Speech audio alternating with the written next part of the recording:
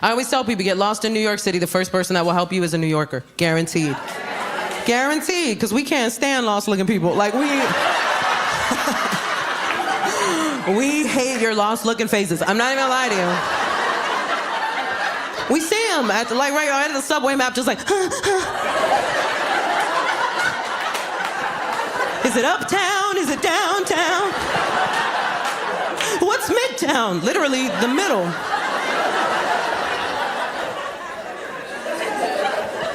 I just picture them like panicked at the map, and then like out of the darkness, they hear a voice. Where you trying to go? That is one word in New York City. Where you trying to go? No breaks. You've been looking at the map for 5 minutes. Where you trying to go? I'm trying to help you get out of my way. You've been in my way 5 minutes. Look at this map.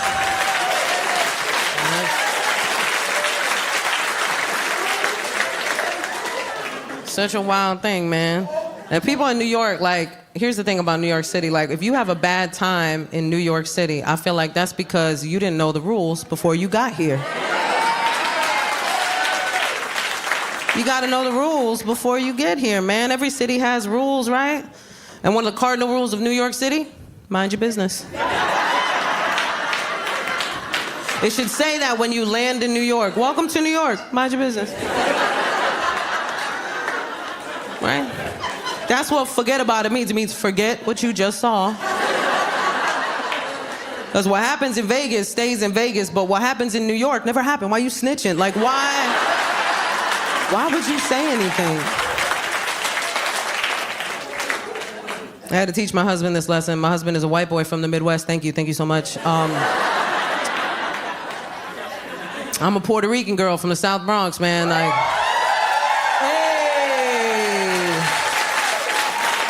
I know we got Puerto Ricans here. Hey. Yeah. What up, probably my cousins?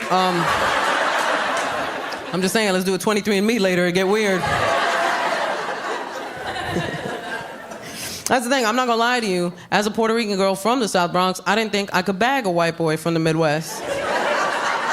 I thought I was too aggressive. Because I don't know how to soft flirt. You know what I mean? Like, you know how some girls can, like, really cute flirt? Not me.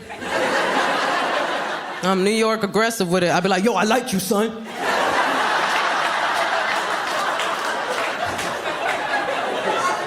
You trying to do this?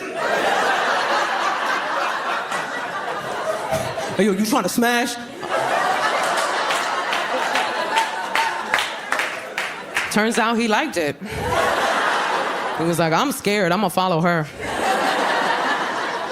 But I'm not gonna lie to you, man, moving from the Midwest to New York, what a culture shock. I couldn't start him in the South Bronx, you know what I mean? Like, I couldn't. That's not a starter borough, you know what I'm saying? Like, that's...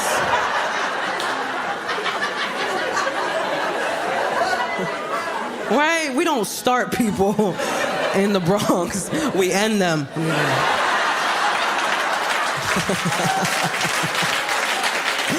Don't shoot the messenger. Although we do, we shoot the messenger. Nobody getting messages.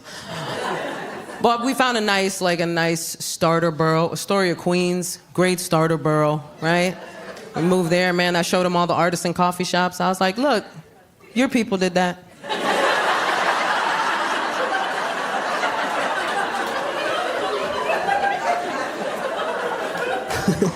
We moved to this nice, quiet neighborhood, or so we thought, till one day we were driving around and a fight broke out in the middle of the street. 2 grown men started beating the crap out of each other. And my sweet Midwestern husband was like, oh no. I should do something.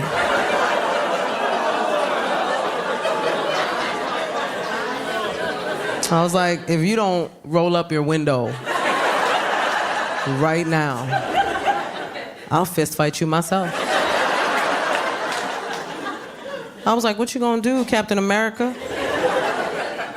You gonna fight 2 grown men? You have psoriatic arthritis, take a seat. I'll tell you what's about to happen. I'm about to watch you get jumped. That's what's about to happen. And I'm gonna watch, because I know how to mind my business. I already learned This is your lesson, baby, not mine.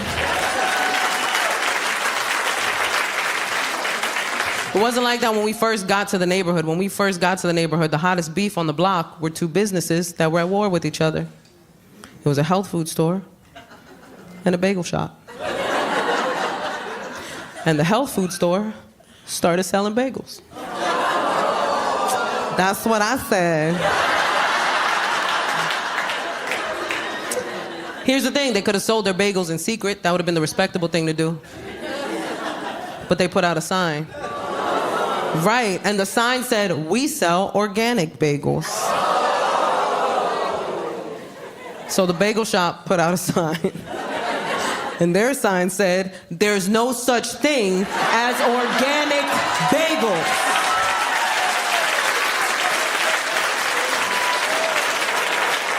I saw that, I was like, the block is hot. It's hot in these streets. My favorite thing is like, people still, no matter how crazy it is in New York, people still want to come to New York. They still want to come. People dream of coming to New York. They always tell me it's my dream of going to New York City. And we know why. New Yorkers, we know why. You want something crazy to happen. You want to see something wild. You want your weird New York story. I always tell them, come. It'll happen. We aim to please. The homeless will always provide. I'm sorry, the unhoused. Cupcake? Cupcake? I don't know. I realized that that's our PC term now, is unhoused. And look, I was an English major in college. I'm down to play with language. Let's do this. But we can talk about unhoused, can't we? It's goofy. I'll tell you why. Number one, that's the same word. You can't convince me otherwise. I have a thesaurus. You ain't gonna lie to me. And two, it sounds worse. Right? Homelessness sounds like a situation that could not have been prevented. Unhoused sounds like somebody just rolled up on them and was like, "I'll be taking this. And no more house for you." The second I heard it, I was like, what an elitist, privileged way of describing a situation, right? Right, you can hear it right away. Did you hear about Janice? She was recently unhoused. That's the kind of word that is only used to make the speaker of said word feel better about acknowledging a situation they know nothing about. It just makes them uncomfortable to acknowledge it, so they created a word as a buffer, but there's no progress in that word. There is no help in that word. And if you've ever lived in that situation, then there are a bunch of words you would have used instead of that word. Like, I was shocked. I was like, nobody thought of nomad? That's my first choice. Can you imagine you roll up on a homeless person? "What up, my nomadic brother?"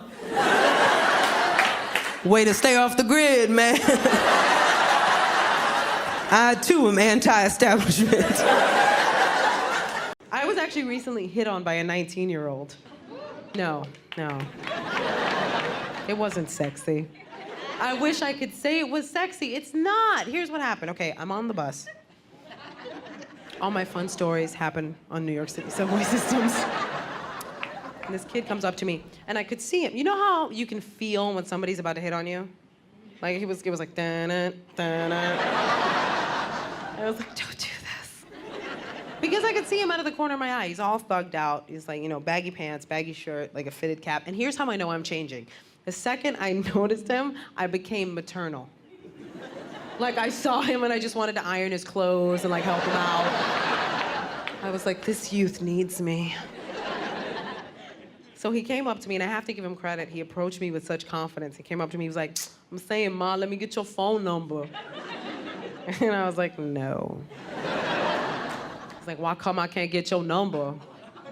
Well, let's start with breaking down that sentence, because that is your first clue. So then I said, "You know what? I think I'm too old for you." He said, "How old are you?" So I said, 34, and you could see the damn in his face. Like it was the oldest age he'd ever heard of in his life. And he couldn't fathom how I made it 34 years on this earth. And then he tried to backpedal. He was like, "I'm saying, Ma, you don't look 34. And I was like, Well, thank you. Should I have like a hump and a lazy eye to help you out? And next time he sees a girl with a hump, oh, she 34. That's when they get they hump. See, that's when having a boyfriend comes in handy. Because you can use the boyfriend card. Right? It's like, I'm sorry, I have a boyfriend. Like they've just been disqualified from some sort of contest. Thank you for playing, but I have a boyfriend. Better luck next time. It's really awkward when you bring up the boyfriend before the guy hits on you, though. Like some guy comes and talks to you, and you're like, I have a boyfriend, how dare you? Jesus, she was angry. I've actually been with my boyfriend now 7 years. I know. Pretty crazy. We're actually trying to have a baby. Oh, thanks. I'm gonna tell him real soon. I'm kidding. I'm not gonna tell him. That would ruin the surprise. I like how all the women laugh at that. So I was like, and the guys are like,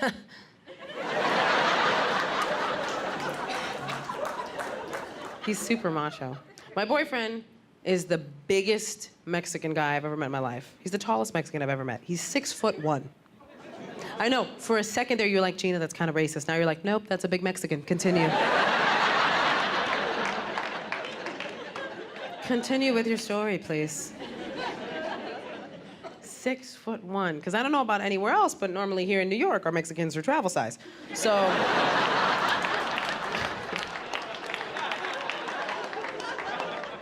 for me, when I met him, I was like, are you made up of several smaller Mexicans?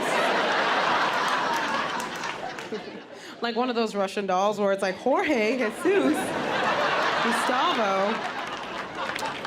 You guys are adorable. We were bound to bump heads, man, but we're also both in therapy. And I don't know if you've ever fought with a healthy person. But it's annoying.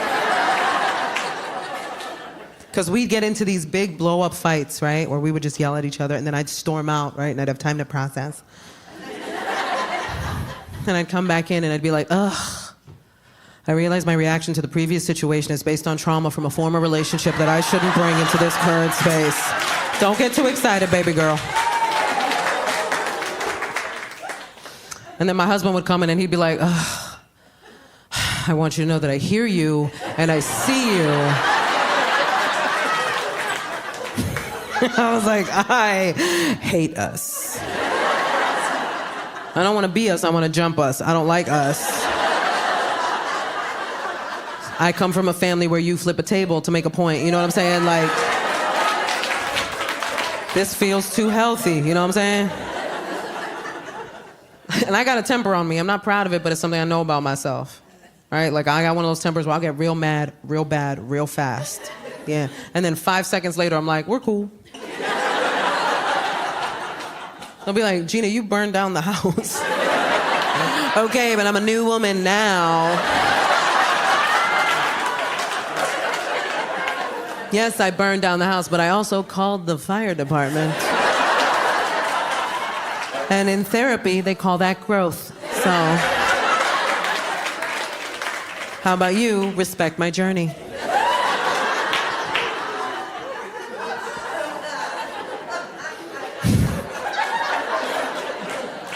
It ain't easy. I remember our biggest fight was also, coincidentally, our dumbest fight. Yeah. It was over socks. Yeah, we had the sock fight. Mm-hmm. He kept leaving his socks everywhere.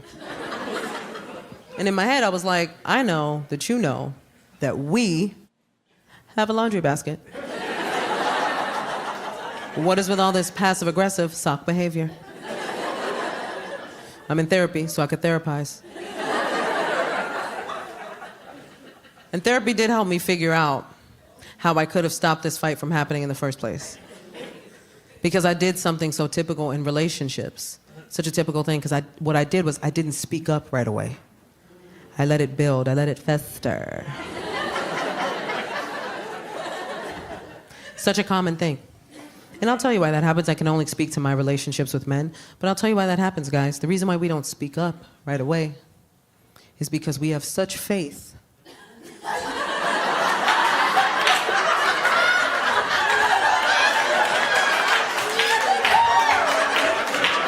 You already know.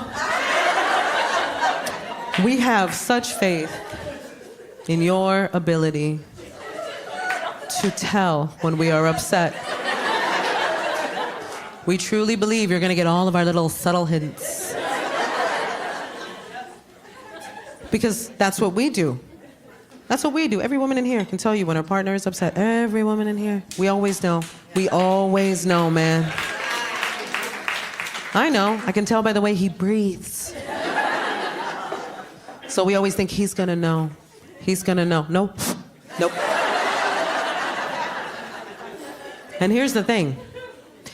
There's a reason why this happens. There's a reason why this happens, and it's not based on intelligence. It's about how we think and navigate through the world.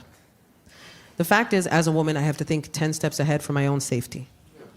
I can't just walk out the door. I have to figure out where am I going, what time is it, how am I getting back, who am I going with, is it even safe for me to go there in the first place?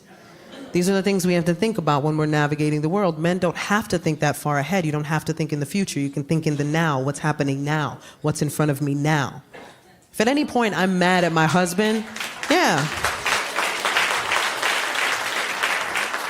If at any point I am angry at my husband and I were to go into his brain, I feel like it would just be like, doo-doo-dee-dee-da-da, ba-da-ba-da-ba-da. Ba-da-ba-da-ba-da-ba-da.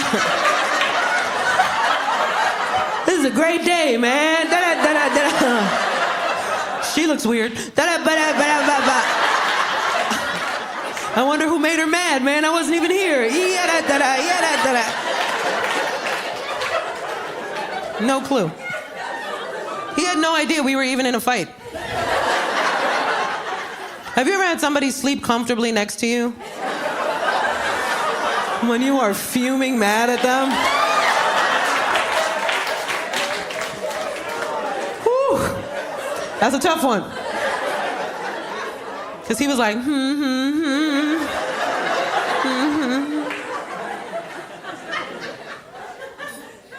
And I was just up like,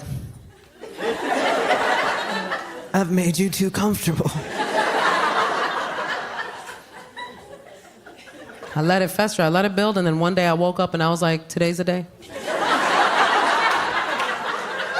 You know when you feel the rage rising in your body before your feet touch the floor?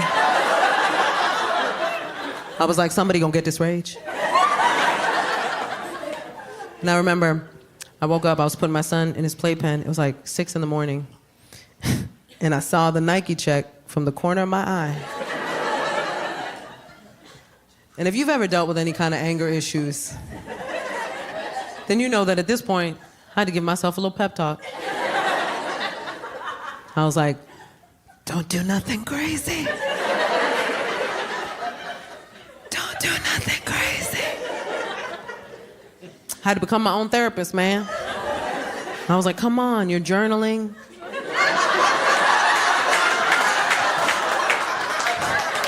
You're meditating. You watch that one Brene Brown video. You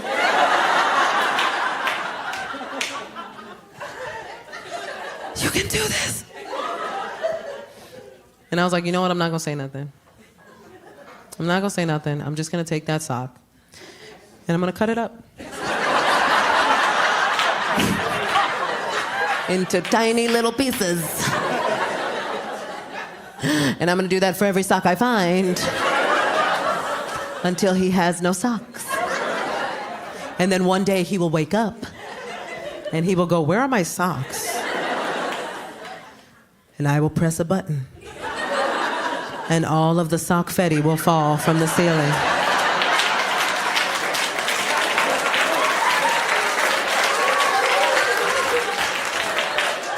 And I will go, ta-da! And then I will stab him because I will have snapped.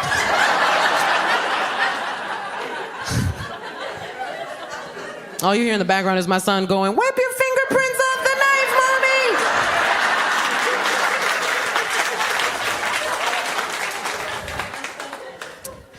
I joke around about my husband, but I love that man. I love being married. I do. I love that man. That's my homie. I ain't gonna lie to you. That's my homie. I love him. We make 6 years this year coming up, this September.